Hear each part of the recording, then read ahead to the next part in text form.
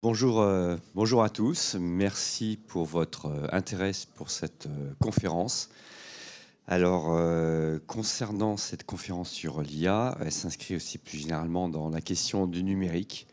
Le numérique qui, selon le Shift Project, a une empreinte environnementale de 4% d'émissions de gaz à effet de serre en 2022. Et dans un monde qui doit réduire ses émissions, le numérique, lui, l'augmente de manière annuelle à un taux de croissance annuel de l'ordre de 6%.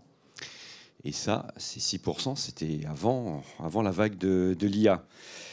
Et depuis cette vague de l'IA, ce sont des multiplicités de data centers qu'il faut refroidir avec des nouvelles technologies, avec de l'eau, apporter énormément de capacités électriques, voire racheter des centrales nucléaires comme celle de Three Mile Island rachetée par Microsoft. Et donc cette intelligence artificielle, elle pose de manière de plus en plus aiguë la question de savoir toute cette électricité qui est sous-entendue par le déploiement de l'intelligence artificielle. Est-ce que cette électricité, elle va être entièrement consommée, préemptée par l'IA, ou est-ce que d'autres usages qui ont eux aussi besoin de se décarboner auront accès à l'électricité demain? Quelque part, que va-t-il nous rester en dehors du domaine du numérique avec une IA florissante? Donc on va débattre un petit peu de ces aspects. Donc je suis Franck Pramoton, je suis intervenant pour le Shift Project. J'interviens plus particulièrement sur les questions de data center et d'IA frugale. IA frugale notamment avec l'AFNOR et l'instance européenne. Et j'ai le plaisir d'avoir une table entièrement féminine. On faisait la remarque combien c'était quelque chose de rarissime. Alors, dans cette table, je vais être accompagné en tout premier lieu par Céline Albi, qui est lead data scientist, experte NLP et IA de confiance chez Actionable. Actionable, qui est un cabinet de conseil en développement durable et qui utilise la technologie et l'IA de manière responsable pour accompagner les entreprises dans l'accélération de leur stratégie ESG. Par ailleurs, Myriam de Generali, Myriam est aussi lead data scientist, donc chez Generali, avec comme mission de promouvoir l'IA et la data auprès des métiers. Et Myriam, vous êtes aussi cofondatrice de Women for Tech by Generali.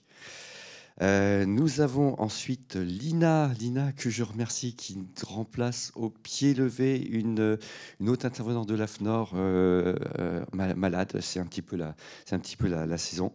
Donc Lina est responsable développement, environnement et climat au sein de l'AFNOR et qui anime un large réseau national et représente les intérêts des parties prenantes à l'international sur de très nombreuses thématiques d'avenir, dont l'IA. Enfin, si tant est que l'IA, effectivement, soit une thématique d'avenir, on va en reparler. Et nous terminons avec Roxana.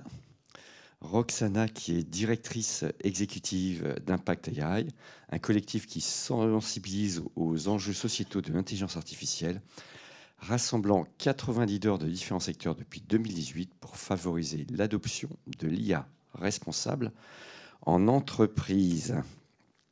Alors, je vais peut-être commencer avec vous, justement, Céline. Il y a tellement de projets d'IA, tellement d'emballements sur l'IA. Quel projet, quand même, conviendrait-il d'exclure vraiment a priori et très tôt dans la discussion?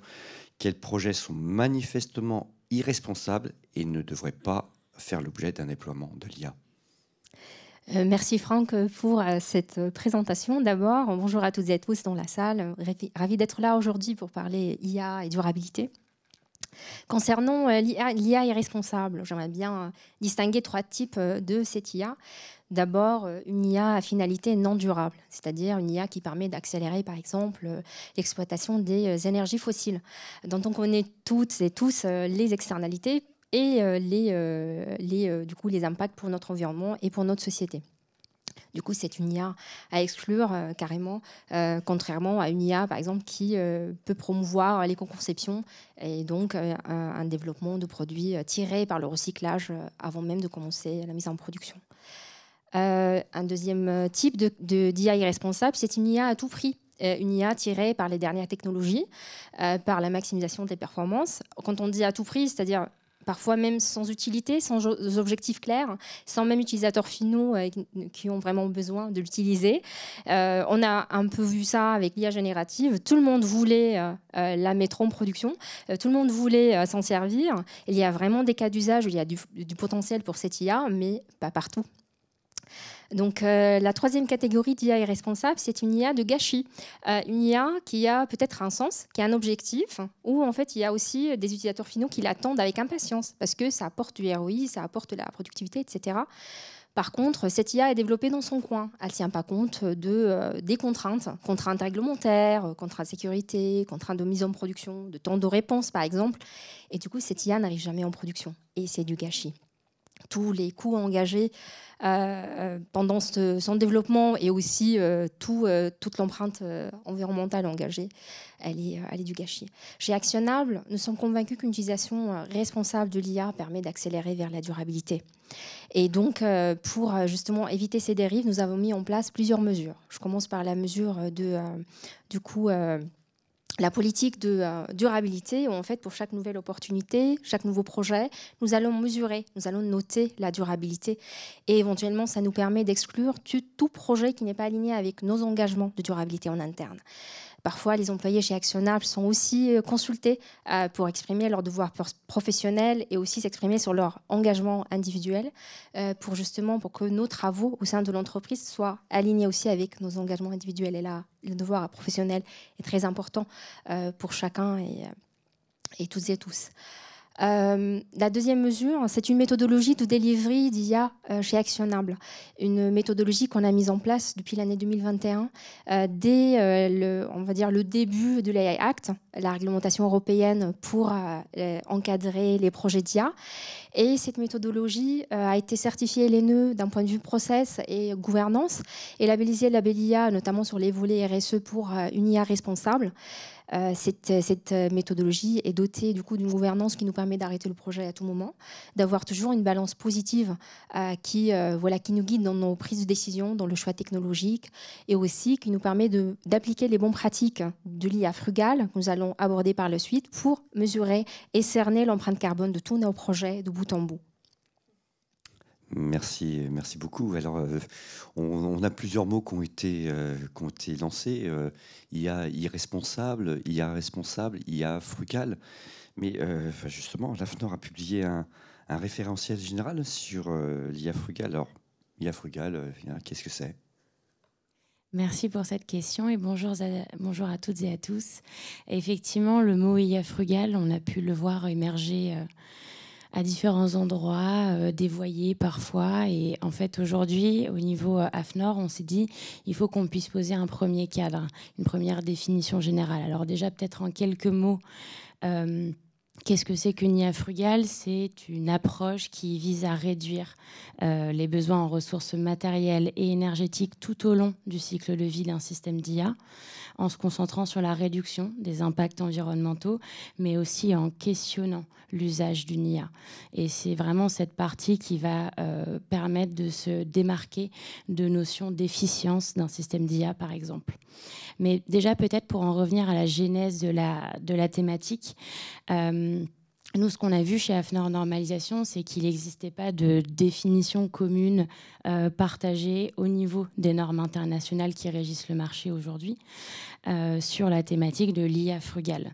La littérature scientifique, bien sûr, elle l'aborde déjà depuis quelques années. Et en fait, on a vu des organisations, des entreprises qui ont commencé à se saisir de ce mot.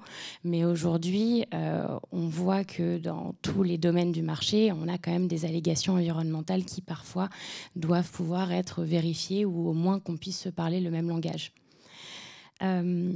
Donc, il a été vraiment question de pouvoir proposer une définition commune sur ce terme, avec le fait de se dire parlons le même langage dans un premier temps.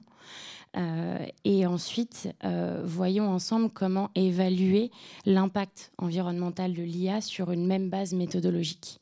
Donc finalement, le référentiel général pour l'IA frugale, il pose des enjeux de terminologie d'une part, et aussi il propose une méthode d'évaluation de l'impact environnemental de l'IA pour pouvoir se dire demain les claims qu'on fait, les allégations si par exemple une entreprise ou une organisation veut communiquer sur le caractère frugal de son IA, on a une méthode d'évaluation des impacts environnementaux qui est associée, qui est robuste et qui est harmonisée également et qui permet la comparabilité. Donc AFNOR Normalisation a accompagné toutes ces réflexions et on a choisi de poser un premier cadre normalisé au niveau français sous impulsion et copilotage du Commissariat général à la transition écologique au sein du ministère de la Transition écologique. Et dès le début, le but, c'était pas d'y réfléchir tout seul. C'était de pouvoir ouvrir la démarche et de pouvoir inclure tous les acteurs volontaires dans la démarche. Et donc, sur 6 mois, de janvier à juin 2024, un collectif de plus de 130 experts et représentants des organisations de l'écosystème de l'IA en France a travaillé en termes d'intelligence collective pour aboutir justement à ce référentiel-là qui pose donc ces définitions clés et qui fait bien donc la différence entre efficience et frugalité ou sobriété avec cette question de la redéfinition, de la réévaluation des besoins, des usages de l'IA aussi, et qui propose donc cette méthode d'évaluation des impacts environnementaux. Et ayant dit ça, maintenant, il faut passer à la pratique. Donc, dans ce référentiel général pour l'IA frugale, on a pensé les choses de manière aussi très opérationnelle. Il y a toute une partie sur les bonnes pratiques opérationnelles que des organisations qui veulent tendre vers l'IA frugale peuvent mettre en place, en fait, à tout moment au niveau du cycle de vie de l'IA, justement pour faire en sorte que les choses avancent aussi dans les organisations et dans les entreprises. Et cette partie-là, bonne pratique, elle a été le fruit d'environ 80 contributions qui vraiment remontent du terrain. Donc, c'est-à-dire qu'on n'a pas réfléchi en chambre, on s'est vraiment connecté avec les enjeux terrain sur une thématique qui aujourd'hui est encore en maturation. Merci. Et puis, je dois dire, effectivement, bravo pour avoir participé à ces travaux. Le travail de coordination, la manière dont vous avez pu impulser et rapprocher des points de vue. Les premières réunions étaient bien compliquées. Et puis, bravo dans cette conduite pour arriver finalement à cette norme qui a fait en tout cas l'unanimité des participants. Alors, Roxana, justement, en rentrant un peu plus concrètement, comment on peut conduire ces projets d'IA frugale, voire y renoncer? Chez Impact AI, on pense, et beaucoup de membres ont contribué à ces travaux avec un retour très terrain. On a cette conviction qu'on peut combiner l'innovation à la responsabilité écologique et s'engager dans cette voie.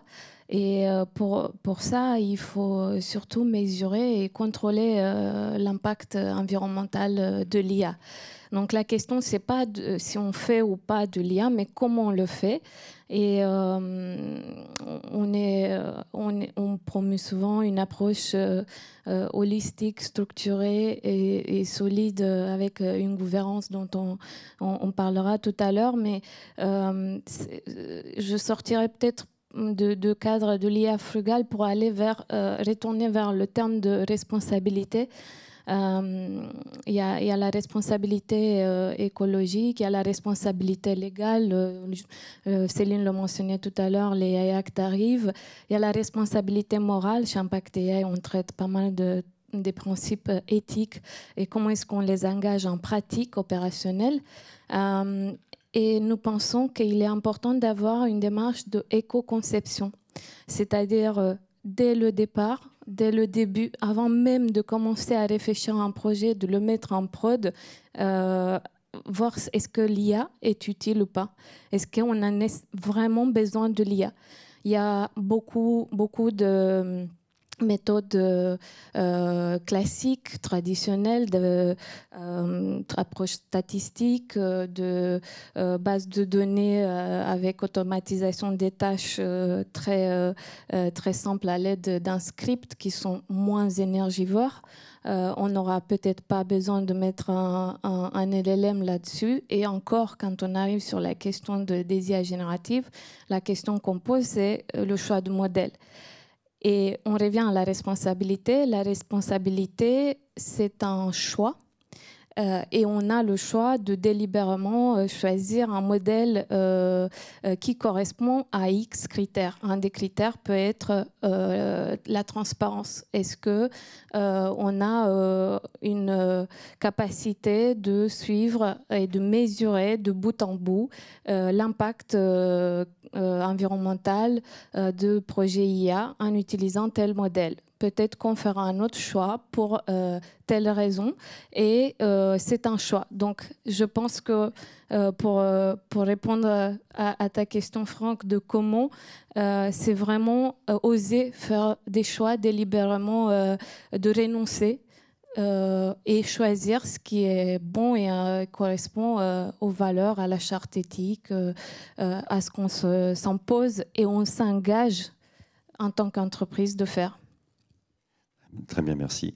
Et effectivement, un petit exemple, quand il s'agit juste d'afficher encore un nouveau projet parmi les 30 que la direction générale veut voir dans son tableau de bord, si par exemple c'est un projet de traitement du signal et que ce projet de traitement du signal, on essaie de le faire fonctionner avec de l'intelligence artificielle, on peut se trouver à des coûts absolument démesurés vis-à-vis de simples techniques sur d'analyse de transformés de Fourier, des méthodes qui sont excessivement robustes.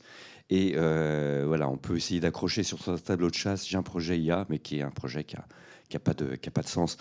Alors justement, des projets qui ont du sens, et puis dans un monde que du sens, un assureur qui est capable quand même de continuer à nous assurer dans un monde de plus en plus dangereux. On attend que cet assureur il s'engage très probablement vers le net zéro. Décarboner son portefeuille, se décarboner avec l'IA, ça veut dire quoi chez Generali ? Merci Franck pour la question. Bonjour à toutes et à tous. Effectivement, Generali aujourd'hui se veut un assureur responsable, mais pas que. Pour ce faire, nous avons publiquement souscrit à des accords volontaires et nous sommes également un des 8 membres fondateurs de ce qu'on appelait le Net Zero Insurance Alliance, qui nous engage aujourd'hui à être neutre en empreinte carbone d'ici 2050. Être neutre d'ici 2050, on se dirait qu'il reste beaucoup de temps, sauf que non, pas du tout, parce que l'enjeu il est énorme et il faut qu'on commence à agir dès maintenant pour 2050 effectivement. Pour ce faire, nous avons eu du coup des lignes directives qui vont venir au niveau groupe, qui vont être un petit peu horizontales, qui vont s'appliquer à l'ensemble des entités de Generali, mais on va également avoir une organisation plutôt verticale qui va s'appliquer à chaque entité, notamment Generali France, qui sera propre à nous pour pouvoir maîtriser davantage notre empreinte carbone, que ce soit sur le périmètre de l'intelligence artificielle, mais également sur l'ensemble des locaux et sur l'ensemble de nos collaborateurs. Si on fait un zoom aujourd'hui sur la partie vraiment horizontale de ce que nous incite notre engagement aujourd'hui, surtout sur la partie financière, nous n'investissons plus et nous commençons à se désinvestir de manière progressive de tout notre portefeuille qui est aujourd'hui lié aux activités charbon. Nous n'assurons également plus les activités qui sont amont gaz et charbon aujourd'hui. Et finalement, nous commençons de manière progressive à décarboner notre portefeuille d'investissement direct sur notre activité pour pouvoir cibler davantage ce chiffre-là de zéro neutralité carbone. Maintenant, si on fait le focus sur la verticale Generali France, qu'est-ce que cela peut nous amener à faire aujourd'hui? Je pourrais le résumer sur 3 axes différents. Le premier, c'est vraiment de sensibiliser et d'accompagner les métiers. Et cela va partir par déjà la formation. Aujourd'hui, nos métiers ont soif de pouvoir déployer de manière assez massive les solutions d'intelligence artificielle. On en a parlé du coup là maintenant avec Céline. Quand on a entendu parler de l'IA générative, tout le monde voudrait s'arracher ces solutions-là. Quand on les teste aujourd'hui, on se rend compte que c'est hyper performant, ça nous permet de faire des choses hyper dingues, mais à quel prix? Est-ce qu'un simple modèle, le machine learning aujourd'hui, que je pourrais déployer sur un modèle de scoring, par exemple, si je prends un use case assez simple, est-ce que cela ne serait pas suffisant, modulo, versus du coup appliquer un modèle deep learning avec je ne sais pas combien de couches qui va me nécessiter un GPU sur lequel je vais devoir passer du temps à développer, mais surtout beaucoup de ressources à déployer pour gérer l'inférence, etc. Donc c'est un coût qui est aujourd'hui pas maîtrisé malheureusement, mais c'est un engagement qui est personnel et c'est là où aussi où nous avons des engagements personnels à sensibiliser les personnes et faire de nos collaborateurs des collaborateurs responsables. Le deuxième axe, ça va être plutôt sur du mentoring et sur de la gestion de risques. Depuis 2013, nous sommes partenaires du Ballon d'Air de Paris qui se situe au parc André Citroën.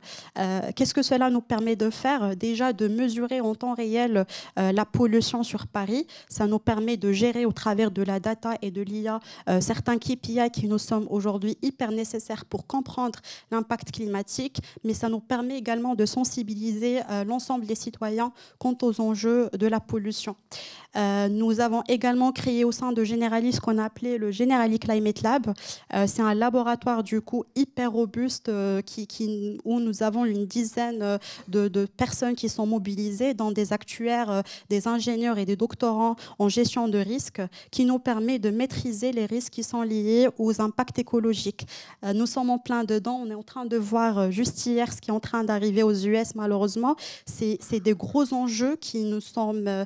Avant, c'était très loin. Maintenant, on est en plein dedans. Le dérèglement climatique, il est là. Nous devons anticiper à tout prix. C'est pour ça que même en France, nous avons vu du coup les événements de sécheresse et d'augmentation de température assez importantes qui ne sont absolument pas négligées. Il va falloir qu'on sache accompagner davantage nos assurés et qu'on propose et qu'on modifie aujourd'hui notre portefeuille d'accompagnement pour mieux anticiper ces dérèglements climatiques et aussi accompagner nos assurés lorsque cela arrive. Finalement, je dirais aussi sur l'impact sur les axes, l'impact également sur l'investissement et l'accompagnement des startups. Dans ce sens-là, nous avons accompagné différentes startups et nous avons choisi d'investir dans quelques startups dans lesquelles on croyait énormément. Potentiellement, par exemple, Risker, qui est une startup incroyable, qui a d'ailleurs pu avoir en 2023 le titre de l'Argus d'or de l'assurance, dont on est vraiment très fiers, ce qui nous permet davantage de maîtriser notre portefeuille des risques et d'assurer de manière beaucoup plus impactante, surtout nos assurés dans le monde industriel. Ce qui fait qu'aujourd'hui, la data et l'IA, c'est plus un moyen pour nous d'avancer, mais également un moyen pour nous de sécuriser nos fonds, de les maîtriser et de maîtriser également les risques qui seront liés soit aux impacts écologiques, mais autre chose potentiellement.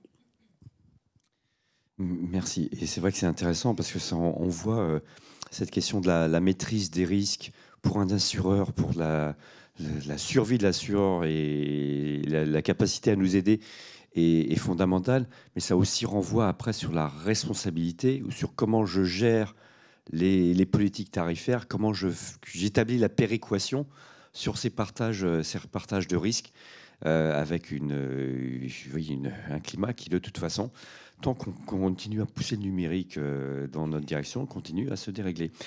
Et justement, donc on a parlé responsabilité, on a parlé IA frugale, mais ce que j'ai compris, c'est que finalement, je pourrais faire un projet d'IA frugale qui me permet d'avoir un peu moins de bouchons, de faire circuler plus de voitures, peut-être d'avoir plus d'avions dans le circuit aérien, plus d'avions pour décoller de Roissy, d'Orly, peut-être plus de fake news, de vidéos pirates, avec une IA très frugale.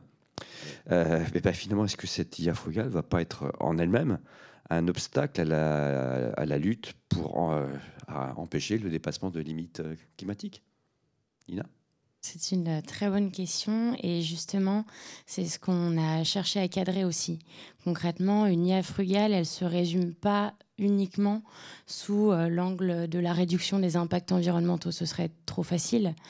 Elle doit en fait prendre en compte les effets qu'on va appeler de second, de troisième ordre, comme les effets rebond. Ce sont donc les effets où en fait une technologie plus efficiente, elle entraîne une augmentation des usages et donc des impacts. Donc un projet d'IA frugale, il doit effectivement questionner les usages dès le départ.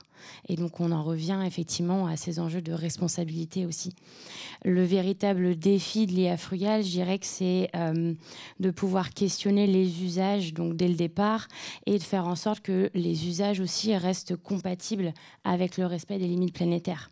Et en fait, pour cela, il faut pouvoir questionner les objectifs du projet, limiter l'effet rebond et en fait, surtout, ne pas encourager les usages qui sont non souhaitables.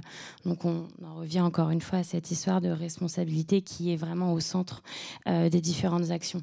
Dans le référentiel général pour l'IA frugale, comment on a traité cette thématique? On définit en fait ce qu'on va appeler un service d'IA à bilan positif ou à impact positif pour une catégorie d'impact spécifique. Donc, comme vous le savez, il y a plusieurs types d'impacts environnementaux, mais un service d'IA à impact positif, c'est un service pour lequel les impacts positifs des usages pour une catégorie d'impacts environnementaux donnés sont supérieurs aux impacts négatifs du système pour cette même catégorie. Juste une petite précision, des exemples de catégories d'impact? Alors, des exemples de catégories d'impact, on va avoir la ressource énergétique, par exemple, la consommation en eau aussi. On a donc différents impacts environnementaux qui renvoient aussi à ce qu'on appelle des grands objectifs environnementaux qui sont définis au niveau mondial. Ça va être atténuation au changement climatique, protection de la biodiversité, les ressources marines aussi. Donc c'est vraiment important de pouvoir repositionner les projets d'IA frugale vraiment dans cette thématique-là. Et en fait, ce qu'on retrouve par exemple dans la taxonomie verte européenne, c'est le principe du DNSH, c'est le Do No Significant Harm. C'est le fait de pouvoir bien toujours garder en tête tous ces objectifs environnementaux globalement et pouvoir faire en sorte qu'en travaillant sur l'un, on ne fasse pas de problème à l'autre, entre guillemets. C'est cette dynamique de ce qu'on appelle les co-bénéfices environnementaux. Très bien. Alors, justement, Roxana, quelle pratique pour éviter que plus d'IA ne conduise à plus de dérèglements climatiques? Je vous invite d'abord à prendre part aux discussions et aux échanges du collectif parce que je pense aujourd'hui, personne n'a la réponse, vraiment.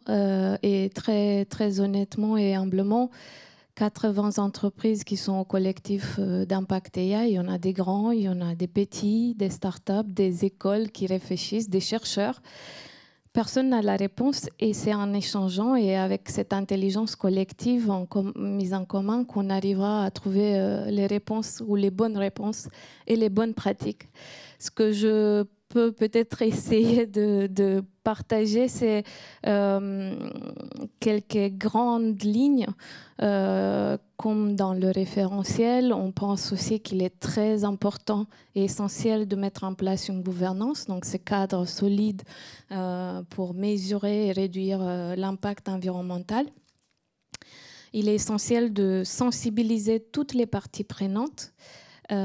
Pourquoi? Parce que le deuxième principe qu'on trouve essentiel, celui de la transparence et du suivi, ne peut pas être fait, réalisé et réalisable sans les parties prenantes intégrées.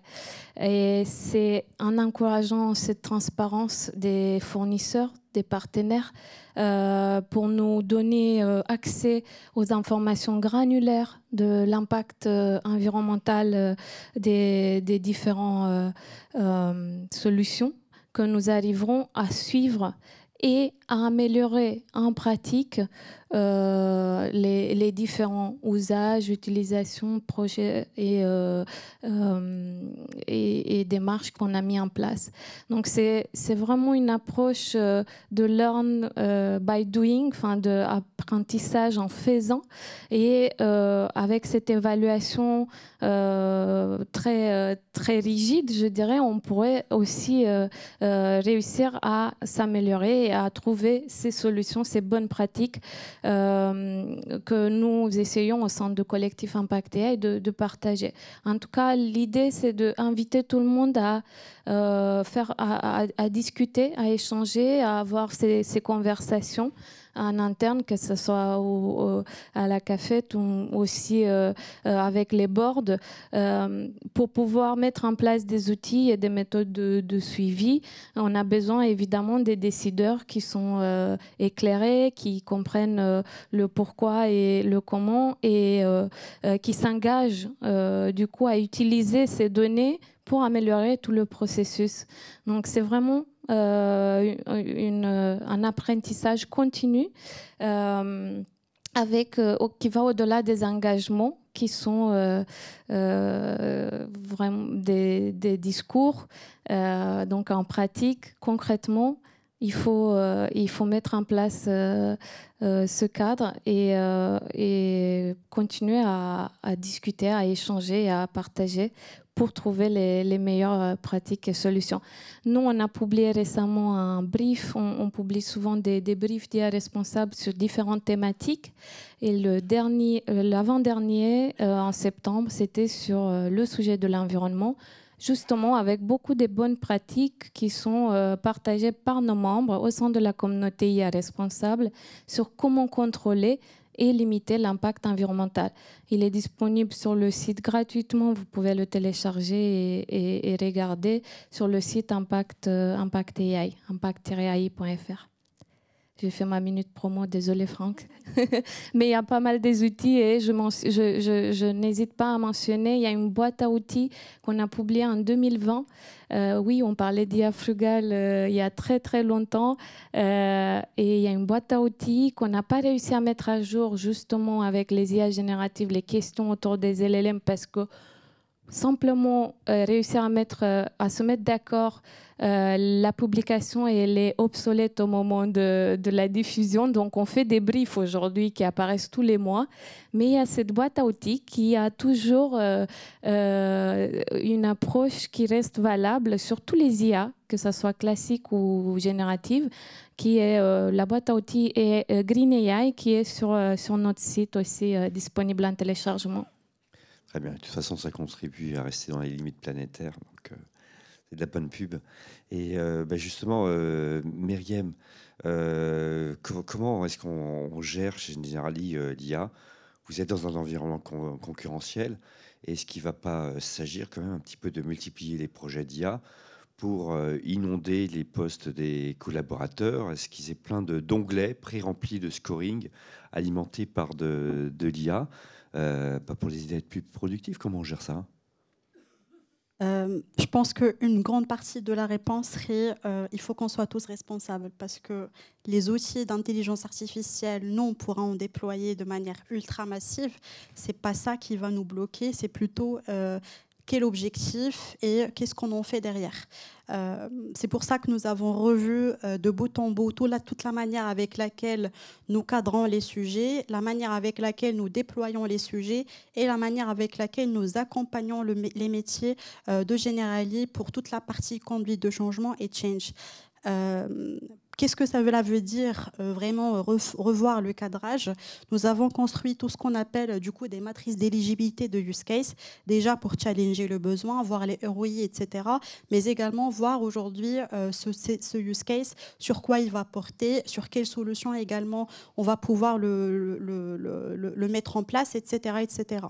Également, avant d'industrialiser, on passe généralement par des phases qu'on appelle des phases de POC, des phases de MVP, pour pouvoir concrétiser la value de ce data product avant de l'industrialiser sur une grande échelle.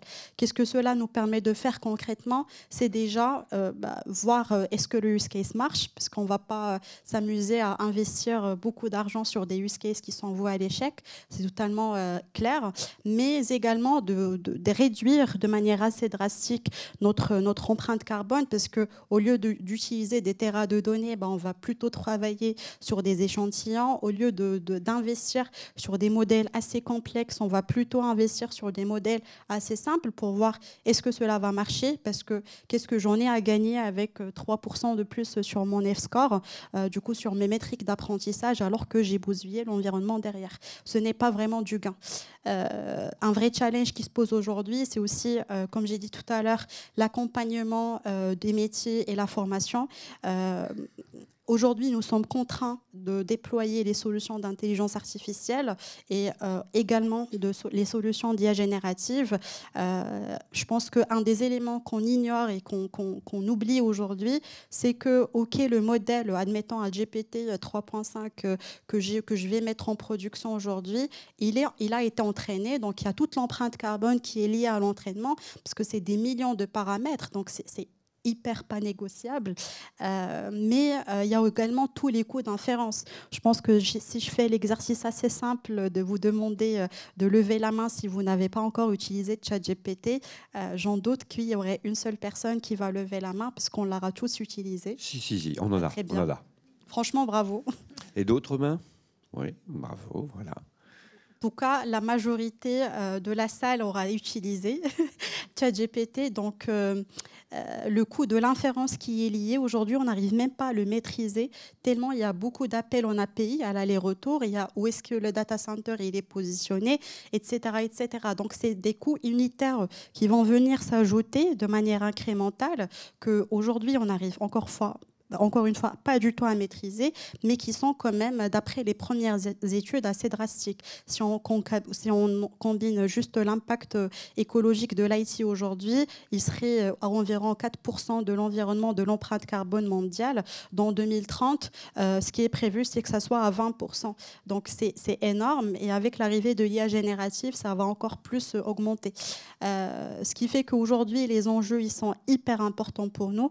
Il ne s'agit simplement pas de juste déployer, mais également d'investir dans de la formation. Aujourd'hui, quand on va déployer de l'IA générative auprès de nos collaborateurs, on ne va pas simplement du coup gérer toute la partie infra de bonjour, vous avez à disposition ChatGPT, vous pouvez l'utiliser de manière assez sécurisée sur le cloud de l'entreprise. Pas seulement. On va aussi investir dans de la formation. Aujourd'hui, un métier qui va demander en une seule question, est-ce que c'est ça, dans des lignes assez claires, des lignes directives, un prompt assez bien fait, c'est un seul aller-retour, c'est une seule requête, versus quand un métier va ne pas savoir comment prompter, comment poser la question à ChatGPT, ce qui fait qu'il va faire le premier aller-retour, il va se rendre compte que la réponse ne lui va pas du tout, et du coup, on va faire différentes itérations jusqu'au moment où on va être satisfait de la réponse. Tous ces coûts unitaires, c'est peut-être 3 questions qui sont un petit peu banales, mais si on les incrémente, moi, vous, etc., le monde entier, c'est quand même l'impact, il est quand même assez drastique. Donc l'enjeu, on le ressent tous. On se prive du coup vraiment des fois à déployer des solutions parce qu'on n'en voit pas l'usage et on ne voit pas qu'est-ce que cela va nous apporter. Donc il y a vraiment une grande partie de sensibilisation et une grande partie de formation qui va venir s'accompagner pour revoir de bout en bout notre méthodologie de travail. Oui, réaction? Et pour revenir aux bonnes pratiques, je pense qu'il y a beaucoup d'entreprises qui ont déjà des démarches un peu scientifiques d'essayer de voir, mesurer en interne différentes utilisations, façons d'utiliser de manière responsable Et la différence d'un éco-geste, comme tu l'as dit, de recommencer la discussion et bien faire son prompt à la place de continuer une conversation est énorme quand on regarde l'impact carbone derrière. Donc, c'est des tout petits gestes aussi comme ça qui peuvent compter et qui sont en tout cas suivis par nos entreprises membres d'Impact AI. Alors effectivement, on a parlé des entreprises. Moi, je pense aussi à nos ados et puis à tous ces profs là qui voient de nouveaux contenus littéraires quand il y a du travail qui est fait à la maison. D'ailleurs, je suis pas sûr qu'on leur apprenne, les ados, à correctement et de manière responsable utiliser ChatGPT. Mais en fait, plus généralement, avec tous ces déploiements de l'IA, Céline, vous auriez un avis sur l'IA et les générations futures? Alors oui, l'IA est un outil fantastique pour les générations futures. Ça apporte beaucoup d'opportunités et beaucoup de projets, d'innovations, solutions de problèmes, etc. Mais à condition de mettre des garde-fous. J'aimerais bien faire un peu le tour de ce qu'on s'était dit, de la responsabilisation, de la gouvernance, des objectifs, des impacts directs et indirects des projets, et aussi de la bonne utilisation au quotidien, comment aussi utiliser de manière responsable les technologies qu'on a développées. Donc oui, c'est une opportunité. Oui, il faudrait continuer d'avancer là-dessus. Aujourd'hui, dans la tendance, on voit beaucoup d'initiatives, beaucoup de collectifs comme Impact AI qui travaillent beaucoup sur l'acculturation, sur la sensibilisation, beaucoup de normes aussi sur l'IA frugale comme l'AFNOR qui a mis en place des bonnes pratiques. Donc ça commence à aller dans le bon sens, on va dire, pour sensibiliser tout le monde et pour aussi donner aux jeunes d'aujourd'hui et aux générations futures aussi des éléments de réponse. Comme moi, je fais un dialogue avec ChatGPT, je consomme de l'électricité, j'ai un impact carbone, mais je consomme aussi un demi-litre d'eau. Du coup, il faut juste réfléchir un petit peu et penser aux gens qui n'ont pas accès à l'eau potable, peut-être à l'autre bout du monde, en faisant peut-être un chat inutile avec ChatGPT. Il y a aussi des tendances scientifiques aujourd'hui vers des modèles plus petits, plus frugaux, spécialisables de manière un peu plus simple. Donc c'est une tendance qui nous permet aussi de déployer des modèles d'IA très efficients et très très puissants sur des infrastructures banales comme un PC, comme un téléphone portable. Du coup, cette tendance-là, si elle se confirme sur la durée, elle est aussi prometteuse. Donc il y a de l'espoir d'un point de vue scientifique sur le développement de l'IA. Face à tout ça, il y a des cas d'usage où l'IA est indispensable pour les générations futures. J'aimerais bien citer les travaux de GIEC. Les scientifiques de GIEC utilisent l'IA dans leurs modules de projection climatique et ça nous donne de la visibilité sur le futur. Quel est le climat futur sous tel ou tel scénario? Quel sera l'impact des activités humaines d'aujourd'hui pour qu'on puisse du coup se préparer, s'adapter, mais peut-être commencer déjà à atténuer sérieusement l'impact de nos activités d'aujourd'hui. Et les fruits de ces travaux sont très utiles aujourd'hui aussi pour nous, en utilisant l'IA, encore une fois, pour valoriser ces quantités de données avec les données publiques et les données aussi des métiers et des business, pour projeter, par exemple, les sites industriels. Quelle sera la situation dans 50 années d'un site industriel par rapport à la production de froid face aux vagues de chaleur, par exemple. Aussi pour un assureur, comme ça a été dit, pour Generali, comment moi je vais gérer les risques de mon portefeuille face aux aléas climatiques. Il y a les vagues de chaleur, il y a la sécheresse, il y a les inondations, etc. Il y a aussi une autre utilisation possible, c'est aussi l'analyse et la valorisation des données ESG. On commence à en avoir beaucoup et c'est important aussi de valoriser ces données-là, par exemple, pour aller vers une économie bas carbone, par exemple, pour des asset management, d'estimer le risque de leur portefeuille de manière un peu plus automatisée pour accélérer vers du coup des investissements plus durables. Et finalement, avec la CSRD qui arrive à grands pas, beaucoup d'entreprises se posent la question comment s'outiller, comment se préparer, comment accélérer pour ceux qui doivent se mettre en conformité, mais pour celles aussi qui veulent se mettre en conformité, parce qu'il y a aussi des volontaires.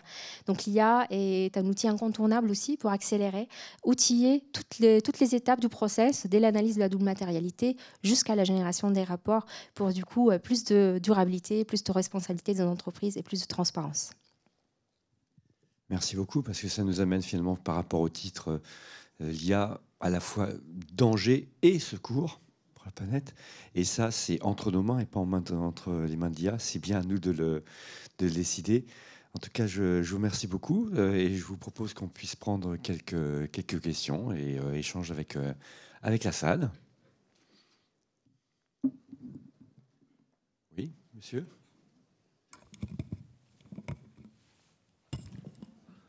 Oui, bonjour. Je me demande s'il existe aujourd'hui des modèles IA générative dédiés à la thématique développement durable.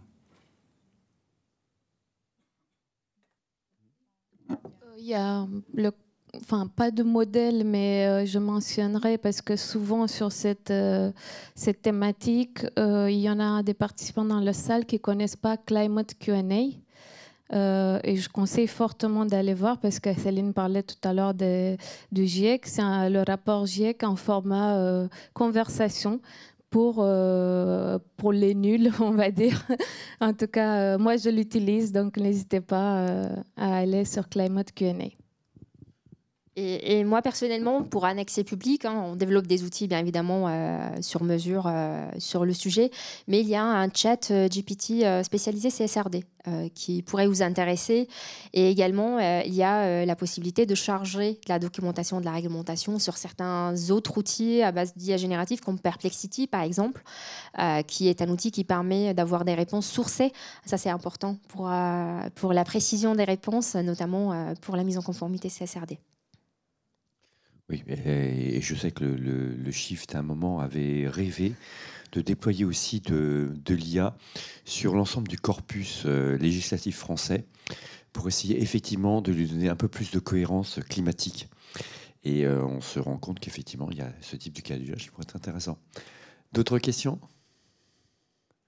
Je cherche, excusez-moi, parce que j'ai Oui, monsieur.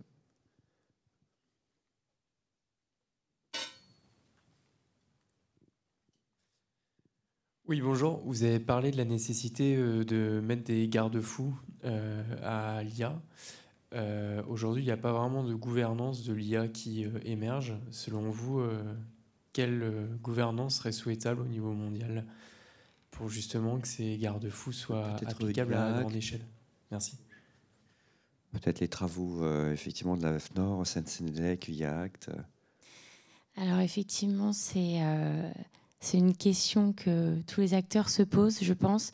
Déjà, peut-être au niveau européen, on a donc l'IA Act qui avait déjà été mentionné, qui est vraiment un règlement européen poussé par la Commission européenne qui vise à favoriser le développement des systèmes et des services d'IA, mais de manière coordonnée, je dirais, en mettant peut-être justement des garde-fous. Dans le cadre de ce règlement-là, on attend une annexe sur le volet impact environnemental de l'IA, globalement. Donc au niveau du droit européen, il y aura une transposition dans le droit français et de tous les autres pays membres au niveau de l'Union européenne. Et ce qui est assez intéressant, c'est que nous, au niveau normalisation, côté AFNOR, on travaille aussi main dans la main avec la Commission européenne. C'est-à-dire que les référentiels, comme le référentiel général pour l'IA frugale qu'on a fait au niveau français, aujourd'hui, on le pousse au niveau européen. On fait en sorte que les travaux français, demain, potentiellement, deviennent la ligne directrice au niveau européen, puis ensuite au niveau international. Donc, on est vraiment sur une adéquation entre ces pratiques terrain qu'on a recueillies, ces bonnes pratiques qu'on souhaite justement pousser au niveau de la gouvernance et des politiques publiques pour qu'elle puisse prendre en compte justement ce qui se fait déjà par le marché, parce que les acteurs du marché n'ont pas forcément attendu la réglementation pour mettre en place des bonnes pratiques. Oui, Roxana. Oui, Myriam. Je me permets juste de compléter sur la partie gouvernance. Aujourd'hui, chez Generali, nous avons un modèle où les données et toute la partie intelligence artificielle est aujourd'hui orchestrée au sein de l'IT, ce qui fait qu'on ne peut absolument pas commencer un entraînement ou déjà commencer à importer des données sans une validation préalable. Nous avons des formulaires que les gens et les métiers devraient remplir au préalable pour qu'on puisse leur donner accès à la donnée, premièrement. Deuxièmement, aujourd'hui, nous travaillons énormément avec Dataiku. Je ne sais pas si des personnes autour de notre salle connaissent l'outil, mais c'est un outil qui nous permettrait déjà premièrement de maîtriser les modèles machine learning ou deep learning qui sont en production, mais même qui sont en train d'être développés à l'instant T, et également avoir une certaine gouvernance sur toute la partie déploiement pour ne pas déployer, comme on a dit tout à l'heure, à la va-vite les modèles, plutôt les monitorer, voir qu'est-ce qui a lancé quoi, à quel moment, quels sont les orchestrateurs qui sont déjà programmés, etc., etc. Donc, nous faisons notre part en maîtrisant l'IT, et également, nous avons des outils qui nous permettent de faciliter les choses, non seulement en drag and dropant les modèles, mais également en les maîtrisant et en les gouvernant par la suite. Donc, ça Oui, je voulais rajouter peut-être à ce qu'elle a dit, Lina. Nous, on parle beaucoup de la gouvernance de l'IA au niveau global. Alors, je ne sais pas si la question c'était sur la gouvernance de l'IA ou la gouvernance vis-à-vis des impacts environnementaux.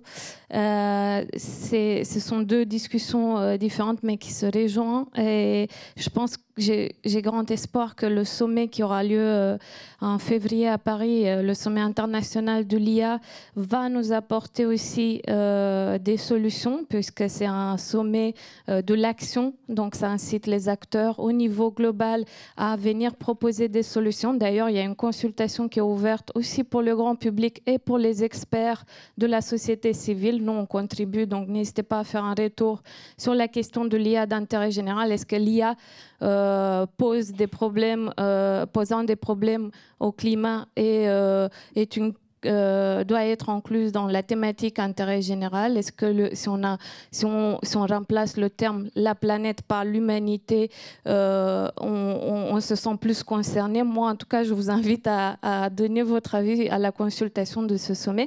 Et pour revenir sur la question de la gouvernance mondiale au-delà du sommet, il y a des normes, il y a des standards, il y a des certificats. On a Actionable qui est un membre exemplaire. Ils sont certifiés B Corp et ils sont très engagés sur les questions du climat et porteurs au sein d'un collectif de 80 entreprises. Et je pense qu'il suffit d'avoir un bon exemple et un leader qui va faire pousser les lignes et pousser les autres pour prendre des engagements. Et on a des outils. Par contre, je pense que ce qu'on n'a pas aujourd'hui, c'est peut-être un outil de mesure au niveau mondial du type score, comme on l'a aujourd'hui pour les électroménagères.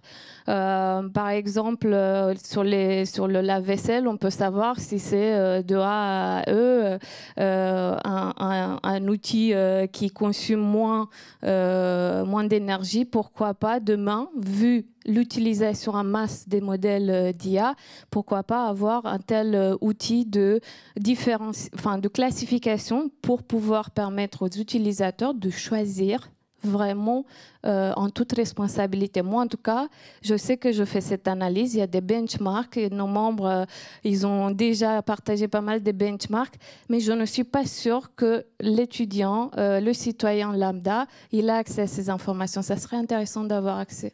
Très bien. Et on va arriver à la clôture, mais la clôture qui nous permet de faire une petite parabole, parce qu'il y a un élément de gouvernance qui est tout simplement les limites physiques.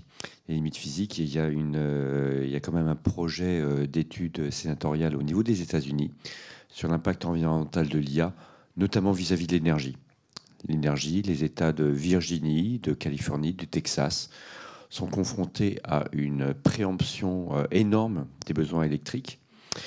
Et si la gouvernance, entre guillemets, responsable ne fait pas son œuvre, il risque d'y avoir des déséquilibres sur le marché de l'électricité et des consommateurs américains assez mécontents, finalement, de cette préemption sur les ressources. Donc il y a aussi cet axe-là à surveiller très dans les éléments de limite physique. Vous conviendrez avec moi qu'un panel de 4 femmes, ça ne mérite absolument pas. Je vous remercie de les applaudir. Merci à vous.